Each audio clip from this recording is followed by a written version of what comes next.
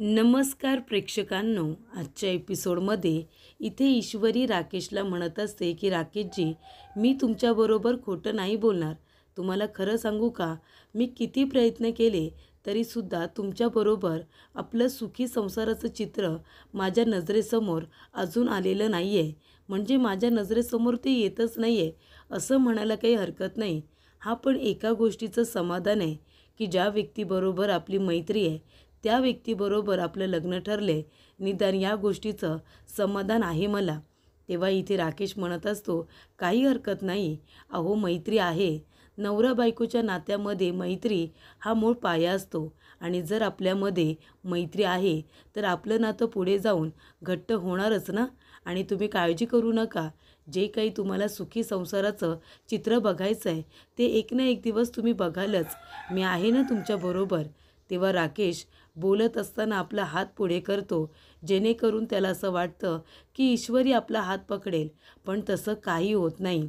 ईश्वरी म्हणत असते, राकेशजी खरं सांगू का, गोष्टी एवढ्या लवकर पुढे जातील या गोष्टीचा मी कधी विचारच केला नव्हता. आणि महत्त्वाची गोष्ट म्हणजे हे सगळं एवढं लवकर घडेल असं सुद्धा मला वाटलं नव्हतं. तेव्हा या गोष्टी पटायला रुचायला मला थोडा वेळ लागेल हां. मी लगेच त्या गोष्टीचा विचार नाही करू शकणार. तेव्हा इथे राकेश म्हणत असतो, तुम्ही कशाला काळजी करताय, तुम्हाला हवा तेवढा वेळ घ्या, माझी काही हरकत नाही आहे. पण मी एक गोष्ट ठरवली ईश्वरीजी, आता पुढचे 7 जन्म मी तुमची साथ कधीही सोडणार नाही आहे. तेव्हा इथे ईश्वरी म्हणत असते, राकेशजी खरं सांगू का, आपलं लग्न ठरलं आहे. मी तुम्हाला ओळखते, आपली मैत्री आहे, पण तरीसुद्धा मला असं वाटतंय की मला तुमच्याबद्दल काहीच माहिती नाही आहे. तेव्हा राकेश म्हणत असतो, ईश्वरीजी अहो त्यात काय एवढं, लग्न झाल्यानंतर हळूहळू तुम्ही मला ओळखालच की मी नक्की कसा आहे ते. माझ्याबद्दल तुम्हाला खूप काही माहिती मिळेल, तुम्ही अजिबात काळजी करू नका. पण ईश्वरीजी, मी तुम्हाला अगदी व्यवस्थित ओळखतो आणि मी तुम्हाला शब्द देतो, मी तुम्हाला कधीही अंतर देणार नाही, कधीही मी तुमची साथ सोडणार नाही. 7 जन्म तुम्ही आता माझ्याच, असं राकेश म्हणत असतो. आणि बोलत असताना ईश्वरीचे दोन्ही हात आपल्या हातामध्ये घट्ट पकडून ठेवतो.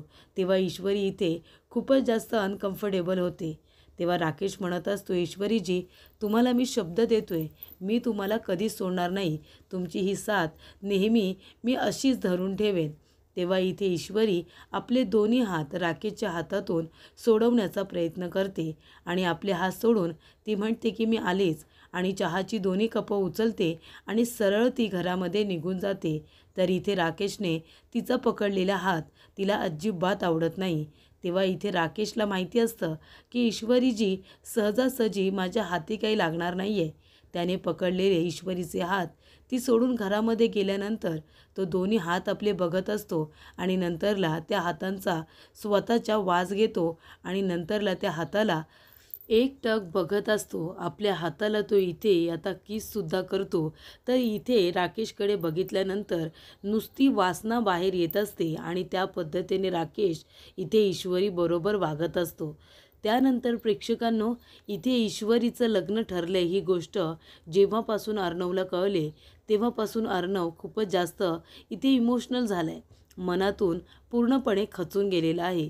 जरी तो कुणाला काही सांगत नसेल, बोलत नसेल, तरीसुद्धा त्याला ईश्वरीची खूप जास्त आठवण येते. आणि आता तो त्या जागेवरती आलेला असतो ज्या ठिकाणी ईश्वरी आणि अर्णव दोघांनी एकत्र शेवपुरी पाणीपुरी खाल्लेली असते. तेव्हा प्रेक्षकांनो, इथे आता त्या बाकावरती बसल्यानंतर अर्णवला ईश्वरीची आठवण येते आणि ईश्वरीबरोबर घालवलेले ते क्षण त्याला आठवतात. तेव्हा इथे ईश्वरी अर्णवला म्हणत असते की तुम्ही इथली शेवपुरी खाऊनच बघा, किती बढिया लागते. आणि तिने खाल्ल्यानंतर ती म्हणते की बढिया, खूपच छान आहे ना शेवपुरी. तेव्हा अर्णव तिच्याकडे बघत असतो आणि तो सुद्धा शेवपुरी खायला सुरुवात करतो. त्यानंतर प्रेक्षकांनो, इथे अर्णव विचारात पडलेला असतो. तो म्हणत असतो की मी सिंदूरच्या कितीतरी आठवणी आहेत माझ्या मनामध्ये आणि आता ती माझ्याबरोबर नसणार आहे. तिच्या ह्या आठवणी मी डिलीट करू शकत नाही, पण तिच्या आठवणी मी मनात ठेवून जगू शकतो का? तिच्याशिवाय मी माझं आयुष्य कसं काढणार आहे काय माहिती. तेव्हा इथे अर्णव म्हणतो, निदान तिच्याबद्दलच्या माझ्या मनामध्ये ज्या काही आठवणी आहेत त्या आठवणीच आता पुरेशा आहेत. मला तिच्याशिवाय जगण्यासाठी. तर इथे अर्णव ईश्वरीचा खूप विचार करतो, म्हणून तो तिच्या आठवणीमध्ये इथे शेवपुरी खायला आलेला असतो. तो म्हणतो, भैया एक शेवपुरी दे ना, आणि तीसुद्धा तिखा. तर इथे ईश्वरीसाठी तो तिखट पाणीपुरी खाण्यासाठी त्या ठिकाणी आलेला आहे. तर प्रेक्षकांनो, इथे ईश्वरी आपलं काम करत बसलेली असते. ती सगळा इथे वहीमध्ये हिशेब लिहून ठेवत असते. तेव्हा ईश्वरी विचार करते. ती म्हणते की आज दिवसभरामध्ये फक्त 4च ऑर्डर मिळाल्या. 4 ऑर्डर मिळाल्या, असं करून जमणार नाही. असं काहीतरी केलं पाहिजे की दिवसाला इतक्या ऑर्डर आल्या पाहिजे की माझा महिनाभराचा सगळा खर्च निघून जाईल. इतक्या ऑर्डर त्याच्यामध्ये आल्या पाहिजे. महिन्याभराचा खर्च मिळून थोडेफार पैसे आपल्याला प्रॉफिटमध्ये मिळवता आले पाहिजे. त्यामुळे तर आपलं किचन क्लाउड पुढे जाईल ना. तेव्हा ईश्वरी म्हणत असते की सर, आता काय करायचं आहे? म्हणजे मला जर माझा बिझनेस वाढवायचा असेल, तर पुढे जायचं असेल, तर काहीतरी करावं लागेल ना. तेव्हा अर्णव म्हणतो की हे बघ मी सिंदोर, तुला जर तुझा बिझनेस वाढवायचा आहे, लोकांपर्यंत पोचवायचं आहे, तर तुला काहीतरी केलं पाहिजे.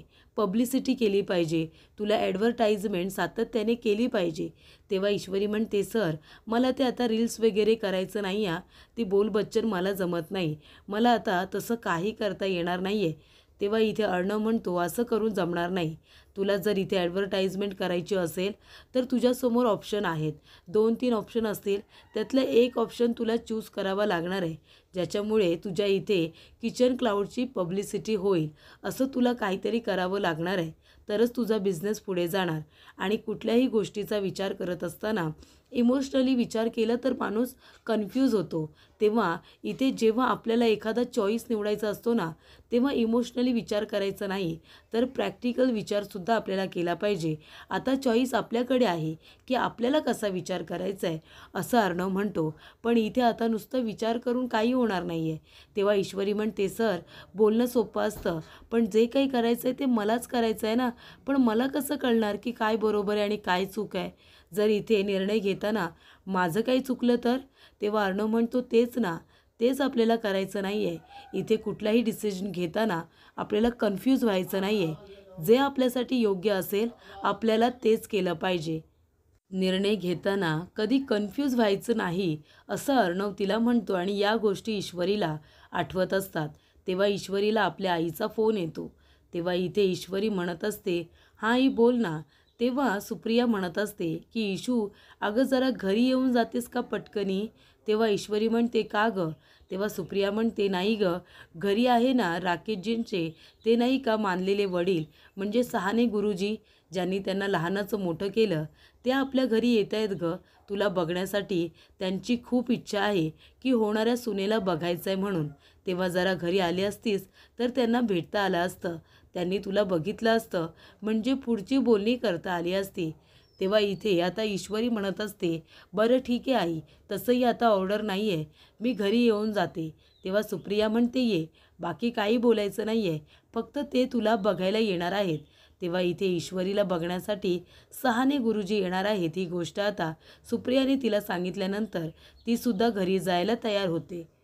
सगळी तयारी करून ठेवण्यात आलेली असते, कारण राकेशजी आणि सहाने गुरुजी आता पहिल्यांदाच इथे ईश्वरीला स्थळाच्या रूपामध्ये बघायला आलेले असतात. त्यामुळे प्रेक्षकांनो, इथे सगळी तयारी सुरू असते.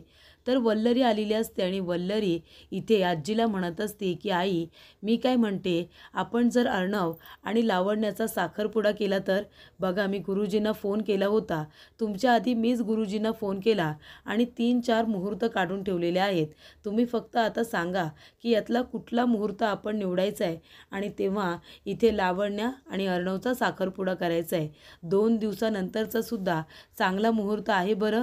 तेव्हा इथे आजी म्हणत असते, अगं वल्लरी, मी अजून लावण्याच्या आईबरोबर बोललेले सुद्धा नाही आहे, आणि तू इथे साखरपुड्याचा मुहूर्तसुद्धा काढलास. अगं मला त्यांच्याशी बोलणी तरी करू दे. तेव्हा वल्लरी म्हणते, आई असं काय करताय तुम्ही? अहो, लावण्याच्या आई आपल्या अर्णवला काही नाही म्हणणार आहेत का? उलट जर कुणाची भीती असेल ना, तर ती अर्णवचीच आहे.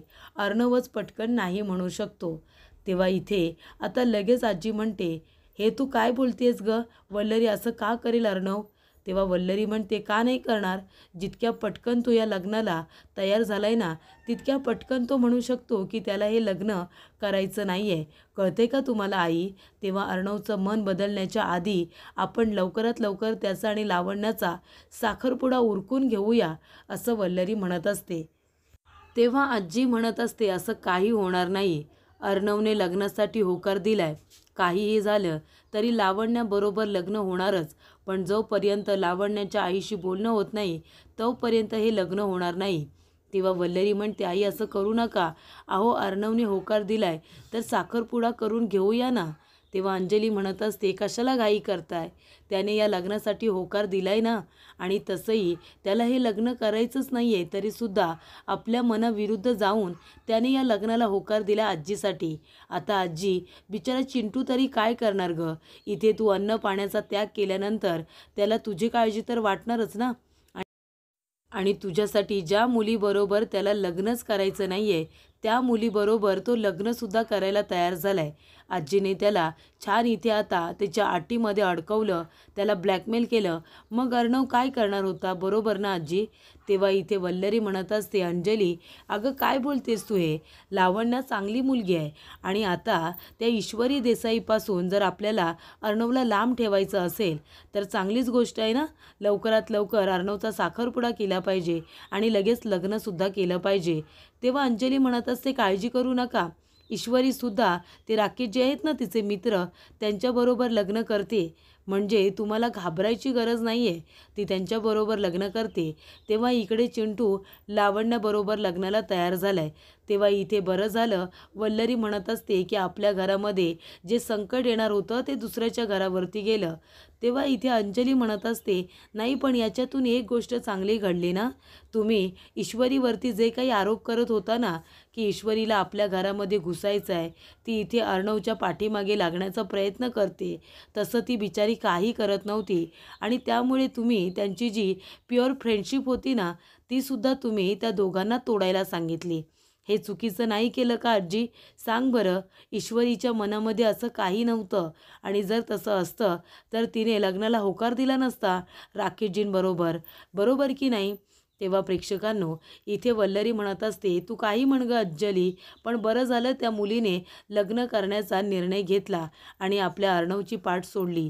पण इथे आता अर्णवचा साखरपुडा लवकरात लवकर झालाच पाहिजे असं मला वाटतंय.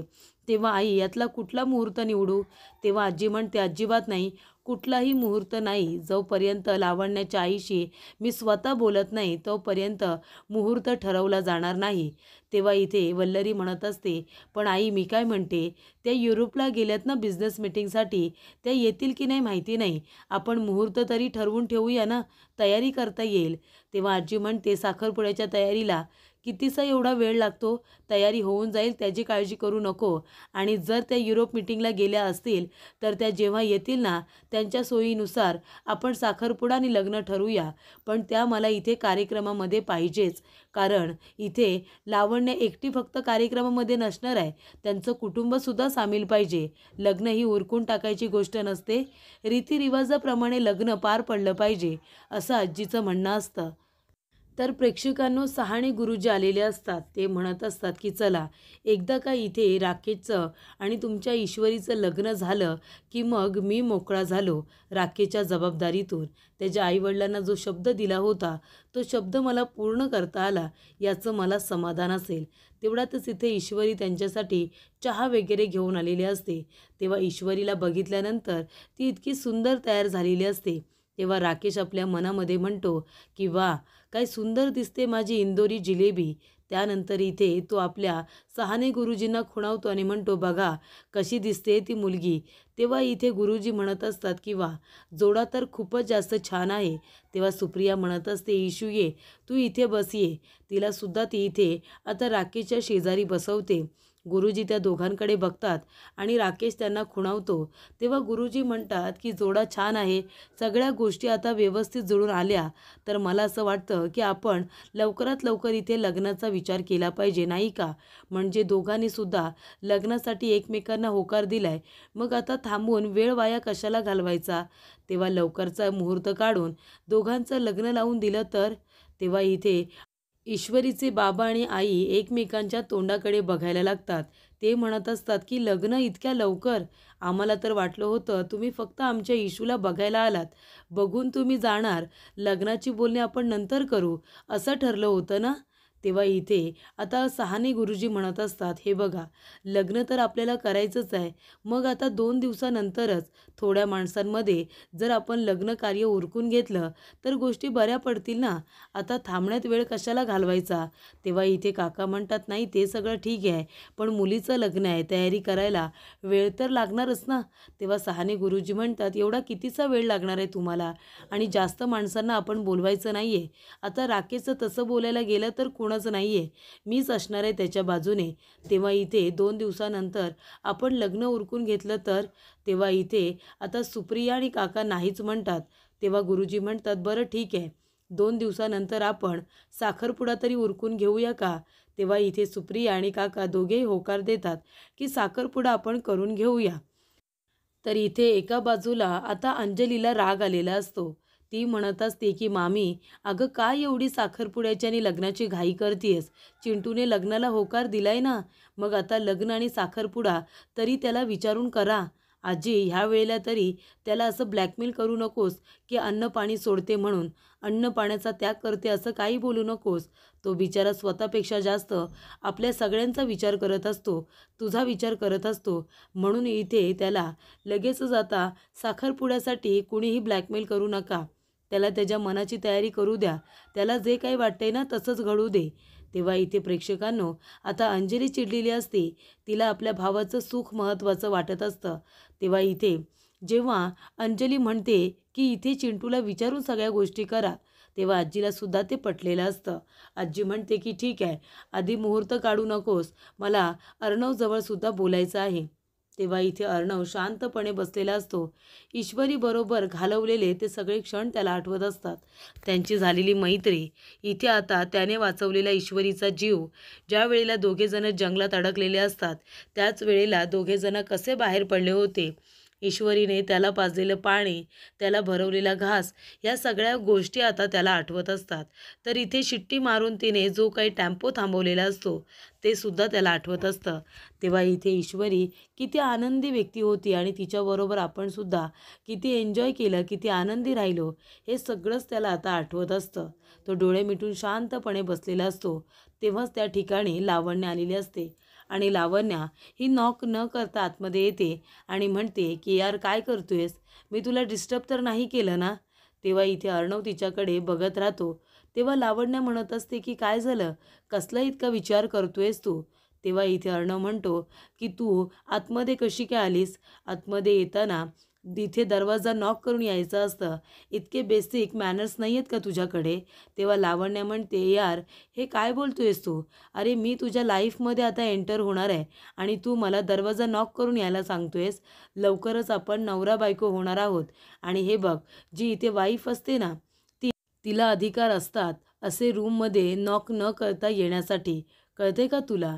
तेव्हा इथे लावण्या म्हणते, तिकडे आजी आपल्या लग्नाचे मुहूर्त काढते, साखरपुड्याचा मुहूर्त काढते आणि तू इथे मला आता सगळे बेसिक मॅनर्स शिकवतोयस. लवकरच आपण नवरा बायको होणार आहोत यार, तू सुद्धा आता मनाची तयारी करून घे. आणि हे बघ, मी आता लवकरच तुझ्या आयुष्यामध्ये येणार आहे, त्याच्यामुळे ऑफिसमध्ये जसं माझ्याबरोबर वागतोस तसं इथे असं फॉर्मल वागायची गरज नाही आहे, मी खरं सांगते.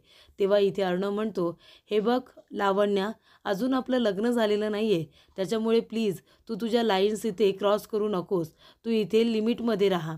तेव्हा लावण्या म्हणते, यार हे काय बोलतोयस तू, हे बघ मी आता तुझ्याबरोबर लग्न करणार आहे, त्याच्यामुळे ह्या लिमिट्स मला सांगू नकोस आणि तू सुद्धा आता हे एक्सेप्ट कर की आपलं लग्न होणार आहे, लवकरच आपण इथे नवरा बायको होणार आहोत. त्याच्यामुळे आता तू सुद्धा हे सगळं मान्य कर. जेवढ्या लवकर हे सगळं मान्य करशील तेवढ्या लवकर गोष्टी सोप्या होऊन जातील, असं लावण्या म्हणत असते. तेव्हा लावण्या म्हणते, यार तुला माहिती आहे माझं तुझ्यावरती किती प्रेम आहे. तेव्हा इथे अर्णव म्हणतो, ते सगळं जरी खरं असलं तरीसुद्धा आपलं लग्न व्हायचं अजून बाकी आहे. लग्नाची अजून तारीख ठरलेली नाही आहे ना, तारीख ठरेल तेव्हा आपण बोलू. त्यानंतर प्रेक्षकांनो पुढील भागामध्ये इथे वल्लरी लावण्याला म्हणत असते, अगं आईंचं असं म्हणणं आहे की जोपर्यंत तुझी आई इथे येत नाही तोपर्यंत साखरपुडा केला जाणार नाही, लग्न होणार नाही. तेव्हा लावण्य म्हणते, पण मम्माला खरंच पॉसिबल होणार नाही आहे, ती खरंच युरोपला बिझनेस मीटिंगसाठीच गेली आहे. त्यानंतर प्रेक्षकांनो राकेश येतो आणि तो आयडिया देत असतो. तो म्हणत असतो की तुम्ही एक काम करा ना, इथे तुझ्या मम्माला येता येणार नाही आहे, पण कुणीतरी असा मामा काका कुणीतरी असेल ना, त्यांना बोलव ना इथे लग्नाची बोलणी करायला, अशी राकेशने आयडिया दिलेली असते. तर इथे आजी म्हणत असते की अर्णव हे बघ, आता लवकरच तुझा साखरपुडा करायचा आहे, तेव्हा साखरपुड्याचा मुहूर्त काढला जाईल, तेव्हा तुला लावण्याबरोबर साखरपुडा करायचा आहे. लावण्याची आई आल्यानंतर मी त्यांच्याबरोबर बोलणी करणारच आहे. 2 दिवसानंतरचा साखरपुड्याचा मुहूर्त निघतोय. तर प्रेक्षकांनो इकडे आता ईश्वरी आणि राकेशच्या सुद्धा लग्नाचा जो काही मुहूर्त आहे तो आता नंतर निघणार असतो, पण साखरपुड्याचा मुहूर्त हा 2 दिवसानंतरचा निघालेला असतो. ते ऐकून इथे ईश्वरीला सुद्धा शॉक बसतो.